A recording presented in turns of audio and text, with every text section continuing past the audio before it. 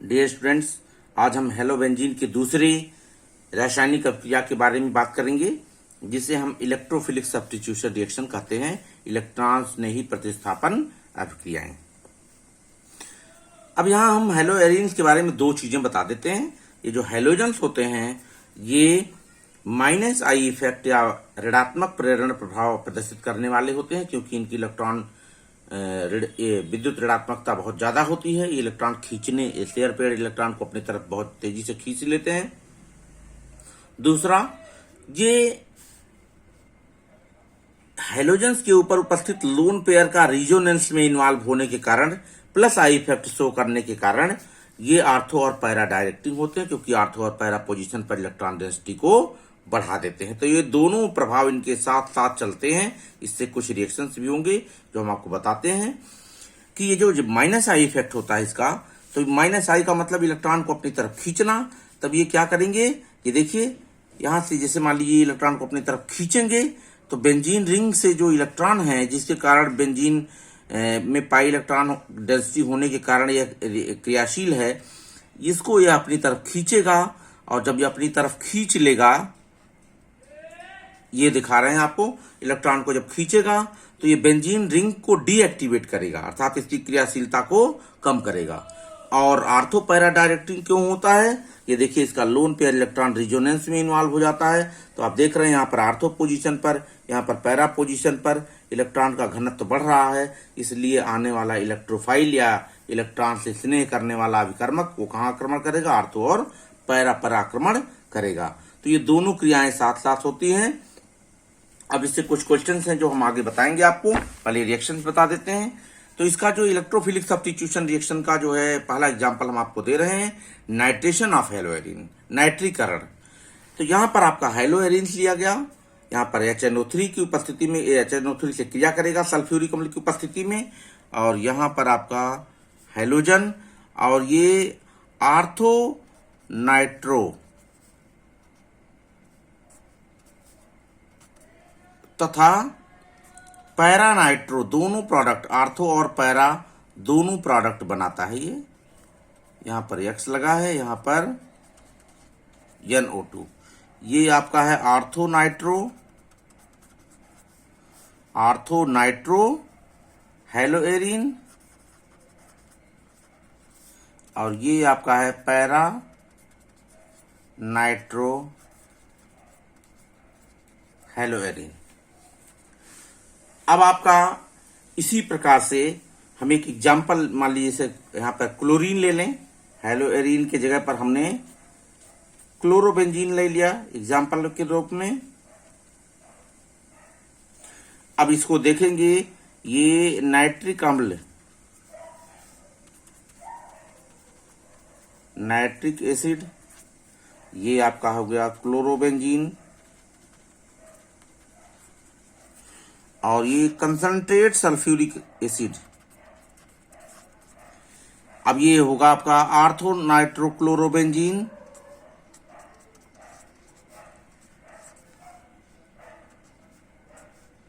ये ortho nitro हो गया, आर्थो नाइट्रो क्लोरोबेंजीन, और हो गया पैरा नाइट्रोक्लोरोबेंजीन, आर्थो नाइट्रोक्लोरोबेंजीन, और ये हो गया आपका पैरा नाइट्रोक्लोरोबेंजीन, ये पैरा नाइट्रोक्लोरोबेंजीन। तो इसी प्रकार से आपको देखा आपने, इसी तरीके से बहुत सारी अभिक्रियाएं आएंगी, आगे हम बताएंगे। अब इसका जो है, हम यहाँ पर आपसे एक क्वेश्चन जरूर पूछा जाता है कि जो नाइट्रेशन होता है उसमें सल्फ्यूरिक एसिड क्यों ले लिया जाता है। तो इसकी हम मैकेनिज्म यहाँ बता रहे हैं। इन जनरल जो नाइट्रेशन होता है, मैकेनिज्म इसकी हम बता रहे हैं, इस रिएक्शन की क्रियाविधि। तो आप देखेंगे कि इन जनरल जो होता है, ये HNO3 का स्ट्रक्चर हम बता देते हैं आपको, HON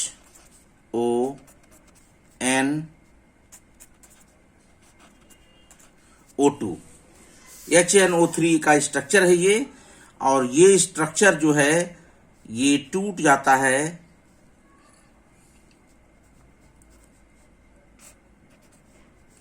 ये टूटता है किसमें, दो मॉलिक्यूल्स लिए जाते हैं।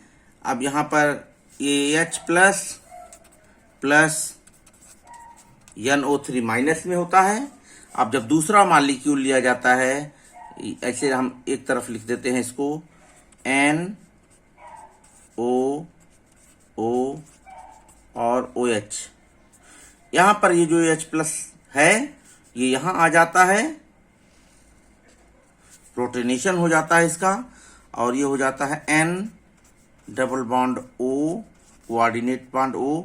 अब ये क्या हो गया, और प्लस हो गया OH, यहां पर हो गया प्लस।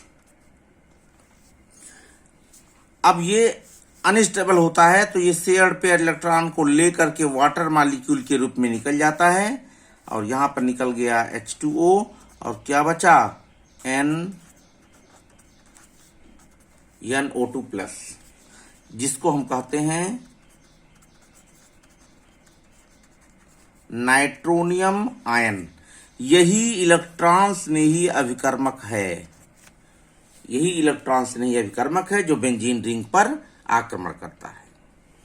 अब यहां पर ये तो नाइट्रेशन सीधे ही क्लोरोबेंजीन है या कोई भी हेलोएरिन्स है, तो उसका जो है HNO3 के साथ क्रिया कराएंगे तो ये नाइट्रोनियम आयन बन जाएगा, और ये नाइट्रोनियम आयन आर्थो और पैरा पोजीशन पर अटैक कर जाएगा। लेकिन यहां पर एक क्वेश्चन जरूर पूछा जाता है कि नाइट्रेशन में सल्फ्यूरिक एसिड क्यों लिया जाता है। तो हम आपको बता दें, सल्फ्यूरिक एसिड कोई और काम नहीं करता है, रिएक्शन में भाग नहीं लेता है, केवल वो जनरेशन ऑफ इलेक्ट्रोफाइल या नाइट्रोनियम आयन का जो प्रोडक्शन है उसको बढ़ा देता है। कैसे बढ़ा देता है, अब ये बता देते हैं कि जो H2SO4 है, यहां पर हम आपको कर दें role of H2SO4 in nitration.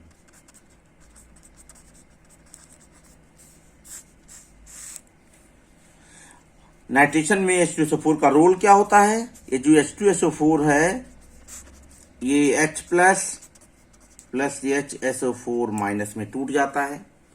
अब ये जो H प्लस है ये HNO3 जो दो मॉलिक्यूल इन्वॉल्व होता था, अब दो मॉलिक्यूल इन्वॉल्व होने की आवश्यकता नहीं है, तो ये हो जाएगा आपका N,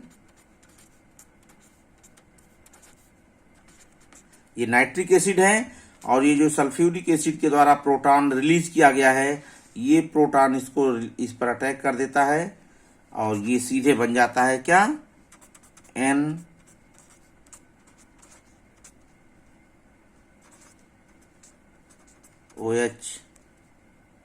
और यहां पर प्लस भी आ जाता है। तो अब ये जो निगेटिव इलेक्ट्रॉन है, यहाँ के जो शेयर्ड पेयर इलेक्ट्रॉन है, ये लेकर के H2O निकल जाता है, और NO2 प्लस बहुत नाइट्रोनियम आयन जो आपका था ये बहुत आसानी से बन जाता है।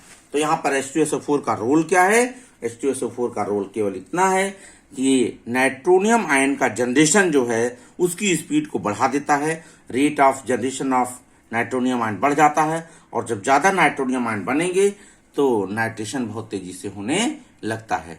तो यहां पर इसकी क्रिया को ये बढ़ा देता है, अर्थात कैटलिस्ट के रूप में आप कह सकते हैं कि इसमें काम करता है। तो ये स्पेशली आपको बताना पड़ता है कि नाइट्रोनियम आयन के जनरेशन में यह क्या करता है, नाइट्रोनियम आयन को जनरेट करता है ज्यादा से ज्यादा, H2SO4 उसको हेल्प करता है उसको नाइट्रोनियम आयन को बनने में। तो अब आपको देखते हैं, ये तो आपका था नाइट्रोनियम आयन का बनना। अब जो मैकेनिज्म होती है इसमें, अब यहां से हम सही ढंग से मैकेनिज्म को फिर से एक बार वो करते हैं।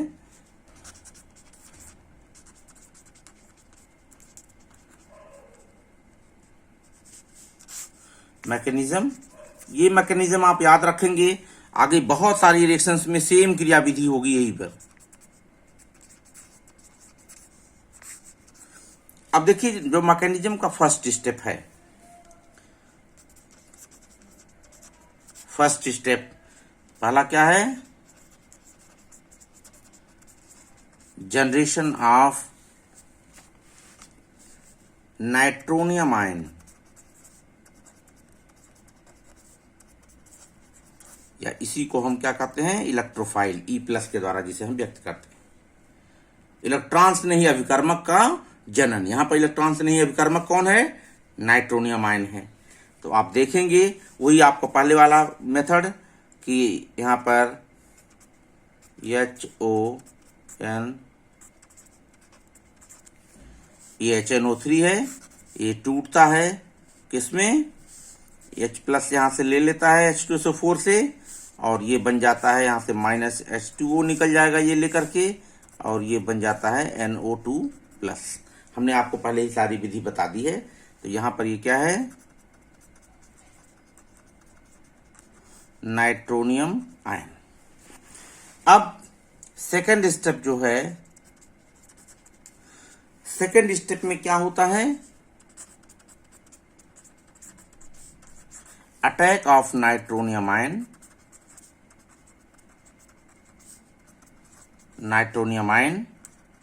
On ortho and para position of benzene ring. अर्थात बेंजीन रिंग के आर्थो और पैरा पोजीशन पर नाइट्रोनियम आयन का आक्रमण। तो अब आप benzene ring, attack of position of benzene ring, तो ये आपका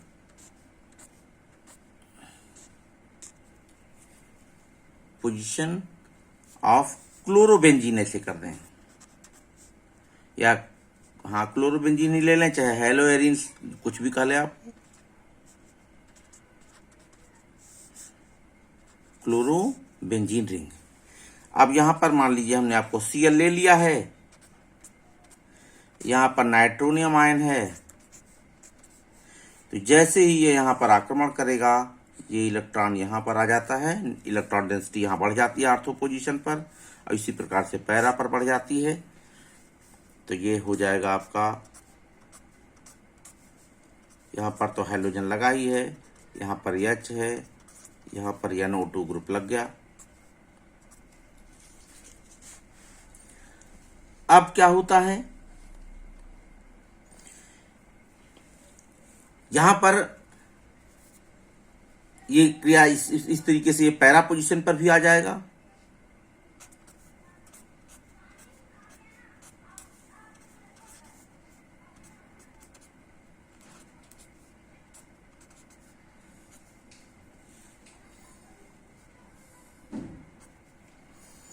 ये हो जाएगा। अब तीसरे स्टेप में क्या होता है कि जो सल्फ्यूरिक एसिड यहां पर H+ दिया था, यहां पर जो सल्फ्यूरिक एसिड H2SO4 ये टूटा था किसमें, H+ प्लस HSO4- में। तो ये जो HSO4- है सल्फ्यूरिक एसिड का,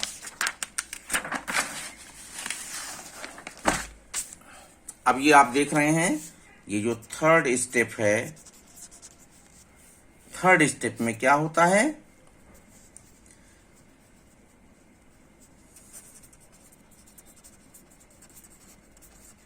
एब्स्ट्रैक्शन ऑफ प्रोटॉन,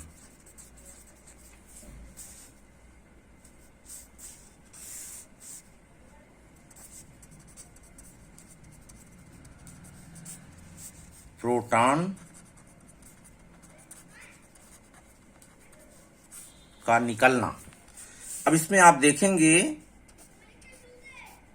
कि ये जो यहां पर H और यहां पर NO2 लगा था, यहां से ये जो HSO4- था, ये प्रोटॉन को खींच लेता है, ये अपना इलेक्ट्रॉन छोड़ करके निकल जाता है, और ये दोनों इलेक्ट्रॉन पुनः यहां पर आ जाते हैं, और ये क्या बन गया,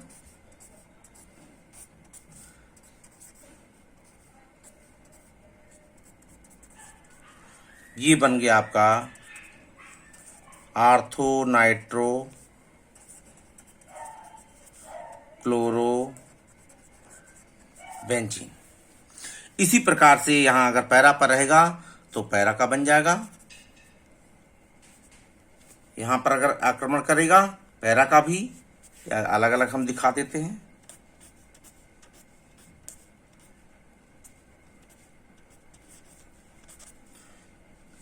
यहाँ पर अगर पैरा पोजीशन पे ऐसे कर लें हम, HNO2 HSO4 माइनस, ये खींचेगा किसको, इस प्रोटॉन को खींच लेगा और ये बन जाएगा पैरा पोजीशन पर जाकर के NO2 लग गया और ये इलेक्ट्रॉन दोनों यहाँ पर शिफ्ट हो जाएंगे। तो ये क्या हो गया, पैरा नाइट्रो क्लोरो बेंजीन। ये आपके नाइट्रेशन का क्रियाविधि थी। अब इसी प्रकार से दूसरा रिएक्शन होता है सल्फोनेशन, जिसे हम कहते हैं हिंदी में सल्फोनीकरण। जैसे वहां पर नाइट्रो ग्रुप NO2 जुड़ा वहां पर, वैसे यहां पर सल्फोनिक ग्रुप SO3H जुड़ जाता है, SO3H जुड़ जाता है। जैसे कोई भी हैलोजन ले लें प्लस H2SO4 और यहां पर होता है सेम वही क्रिया होती है। यहां पर एक बार तो आर्थो, इसे कहते हैं कि आर्थो पोजीशन पर सल्फोनिक एसिड जुड़ गया, और दूसरा होता है आपका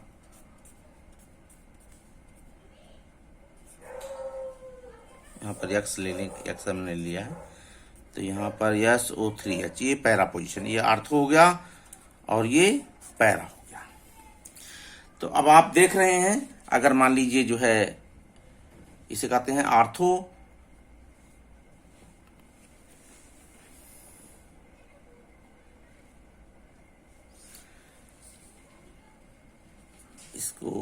इसकी मैकेनिज्म हम आपको बता दें, या पहले एक एग्जांपल ले लेते हैं। यहाँ पर हैलो के जगह पर हम क्लोरो ले लें अगर, और यहाँ पर कंसंट्रेट H2SO4 ले लें, तो यहाँ पर बनेगा क्या,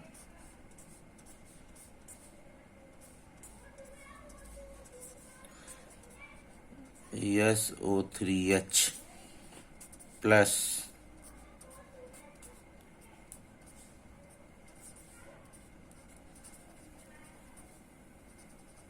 SO3H, ये आपका आर्थो और ये हो गया आपका पैरा। क्या हो गया ये, आर्थो क्लोरोबेंजीन सल्फोनिक एसिड और पैरा, ये हो गया, इसे कह सकते हैं आप आर्थो एंड पैरा क्लोरोबेंजीन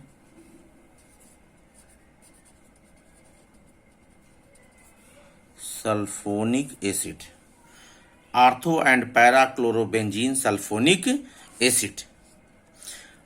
इसका भी मैकेनिज्म पूरा बिल्कुल उसकी नाइट्रेशन की तरह ही है, बस केवल यहाँ पर इलेक्ट्रोफाइल का जो जनरेशन है हम आपको केवल ये बताएंगे, और बाकी अटैक सेम प्रोसेस के द्वारा होता है उसमें भी। इसमें भी जो है जैसे मैकेनिज्म जो इसकी है,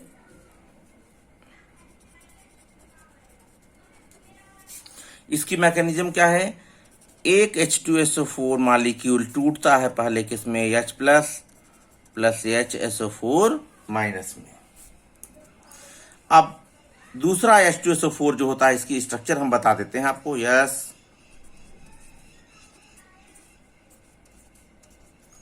OH, ये आप देख रहे हैं।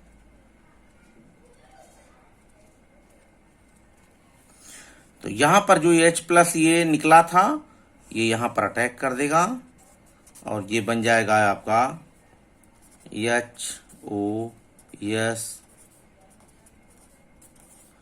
OH प्लस, और ये पुनः वाटर मॉलिक्यूल के रूप में ये इलेक्ट्रॉन पेयर को लेकर निकल जाएगा। तो यहां पर क्या हो जाएगा, ये HOS,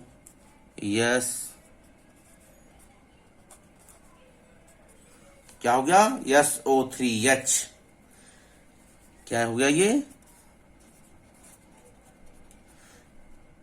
तो ये आपका हो गया, क्या हो गया ये, SO3H प्लस, यही तो है इलेक्ट्रोफाइल। यही है आपका, जैसे वहां पर नाइट्रोनियम आयन बना था वैसे यहां पर सल्फोनियम आयन इसको कहते हैं।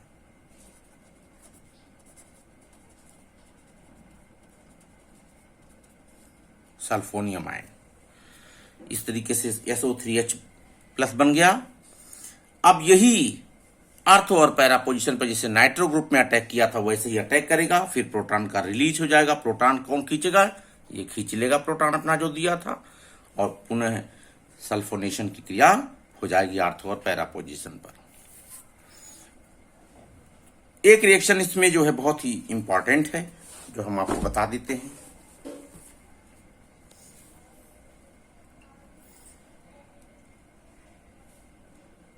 बेंजीन की जो, या कोई भी मतलब ये हेलोएरिन्स हो गया या कोई भी बेंजीन से जुड़ी हुई एक बहुत ही महत्वपूर्ण रिएक्शन है जो बताते हैं आपको हम। फ्रीडेल क्राफ्ट अभिक्रिया।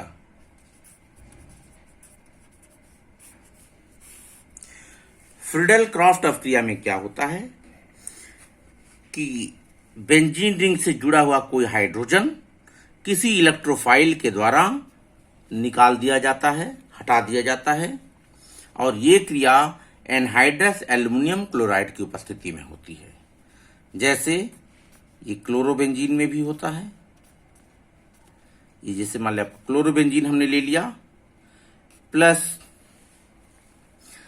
अब ये जो फ्रीडेल क्राफ्ट अभिक्रिया होती है ये दो तरह की होती है।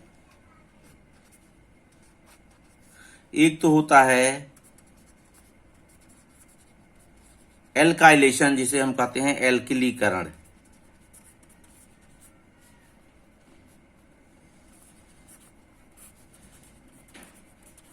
और दूसरा होता है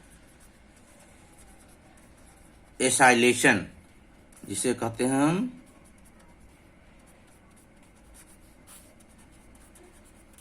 एसाइलीकरण। अर्थात जब एल्किल ग्रुप इसमें ऐड होगा बेंजीन रिंग में तो उसे हम कहते हैं एल्किलीकरण, और जब एसाइल ग्रुप इसमें ऐड होगा, COCH3 ग्रुप ऐड होगा इसमें, तो उसे कहते हैं हम, ये आपका एल्किल ग्रुप का मतलब R, और ये हो गया आपका COR।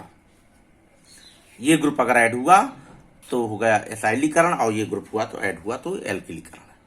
अब ये Friedel craft reaction anhydrous AlCH3 की उपस्थिति में होता है।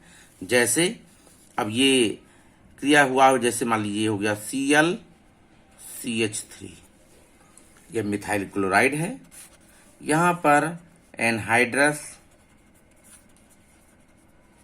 या जिसे हम कहते हैं निर्जल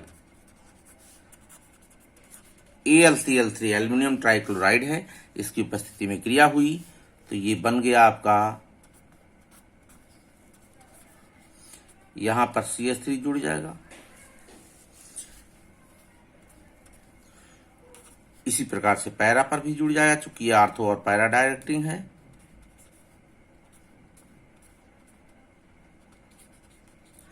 इसे कहते हैं एल्किलीकरण, इसे कहते हैं एल्किलीकरण।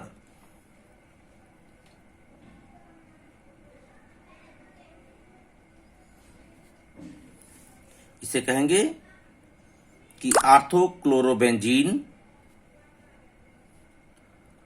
आर्थोमिथाइल क्लोरोबेंजीन, और इसे कहेंगे पैरामिथाइल क्लोरोबेंजीन।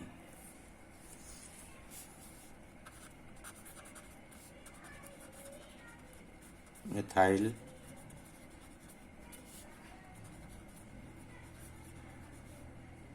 क्लोरोबेंजीन। अब इसी प्रकार से एसाइलीकरण भी होता है।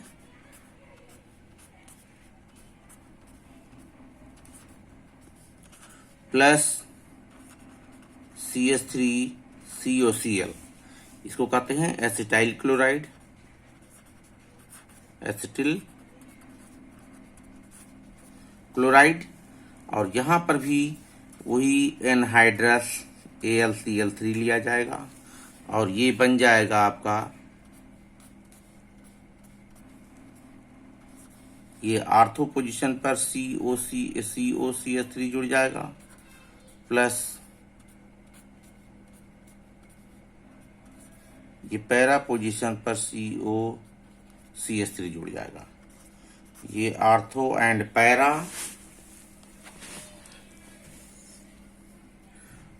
Chloro ortho and para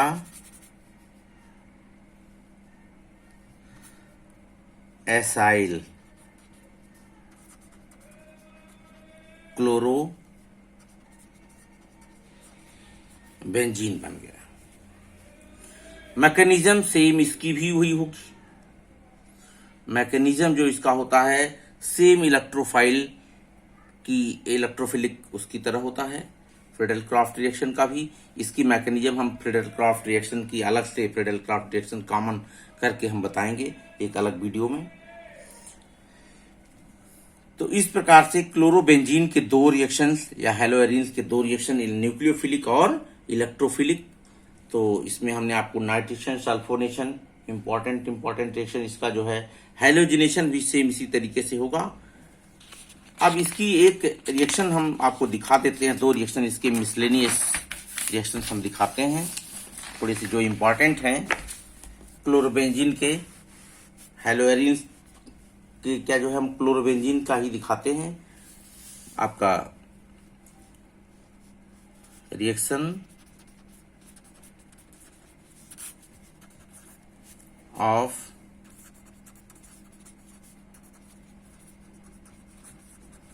chlorobenzene with chloral.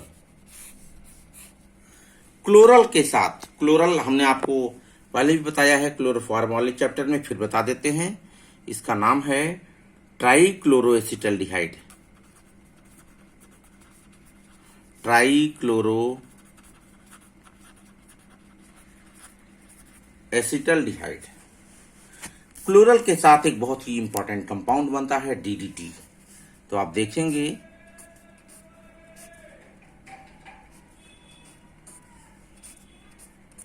ये आपका क्लोरोबेंजीन है, 2 मॉलिक्यूल लिया जाता है, 2 मॉलिक्यूल क्लोरोबेंजीन लिए और यहां पर आपका CCl3CHO होता है। तो हो गया आपका C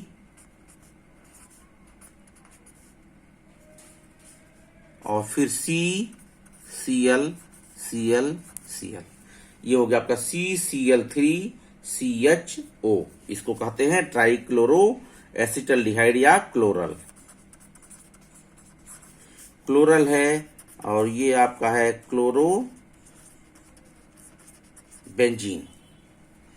अब आप देखेंगे ये दोनों बेंजीन जो आपका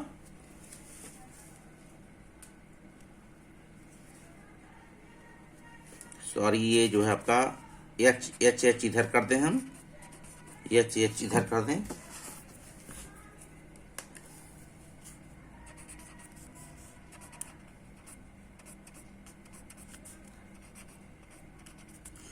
और इधर हम जोड़ दें। तो अब आप देखेंगे ये H2O निकल जाता है। तो ये जो ये 2 बॉन्ड जिससे ऑक्सीजन जुड़ा था, एक बॉन्ड इस बेंजीन रिंग से जुड़ जाएगा, एक बॉन्ड इस बेंजीन रिंग से जुड़ जाएगा और ये हो गया आपका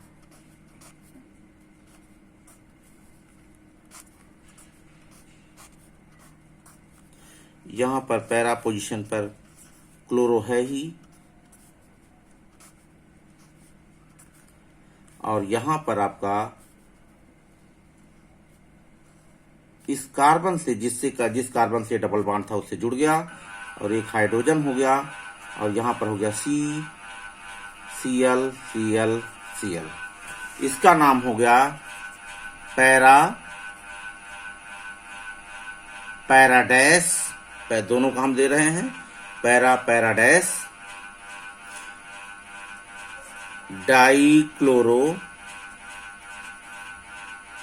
डाइफेनिल ट्राईक्लोरो इथेन। इसी को कहते हैं DDT। डीडीटी। ये डीडीटी है। डीडीटी एक इंसेक्टिसाइड के रूप में प्रयोग किया जाता है, इसलिए इसको जो है बहुत ही मतलब इंपॉर्टेंट रिएक्शन है, इसको जरूर पूछा जाता है, इसके लिए आप जरूर पढ़ लेंगे। फ्रीडल क्राफ्ट रिएक्शन के मैकेनिज्म हम अलग एक कॉमन वीडियो में बनाएंगे, एक अलग से वीडियो में बनाएंगे। और अभी इससे जो है हैलोएरीन से संबंधित एक मिसलेनियस क्वेश्चंस का एक अलग वीडियो हम आप तक पहुंचाएंगे। आप इसको बहुत ही केयरफुली, आज जो हमने मैकेनिज्म पढ़ाया है ये हर जगह नाइट्रेशन और सल्फोनेशन का मैकेनिज्म ही रहेगा, इसलिए इसको खूब ध्यान से पढ़ेंगे। और किसी भी प्रकार की कोई समस्या है तो कमेंट बॉक्स में जा करके हमें बताएंगे और हम आपको अपने वीडियो के माध्यम से आपकी समस्या का समाधान करने का प्रयास करेंगे। Thank you.